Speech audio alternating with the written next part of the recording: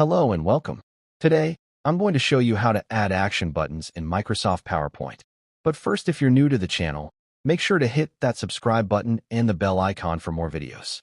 Give this a thumbs up if you like it, and don't forget to share it with others. Alright, let's get started. First, head up to the Insert tab and click on Shapes. You're going to scroll all the way down to the bottom where it says Action Buttons and select the one you need. Just click and drag it onto the blank space on your slide.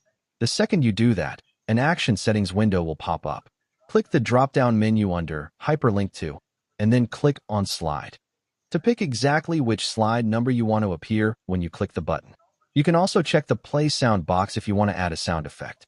Once you're done, just hit OK. Now, to test it, just switch over to your slideshow and click on your new action button. That's all there is to it. Thanks so much for watching, and don't forget to subscribe to the channel. I'll see you in the next one.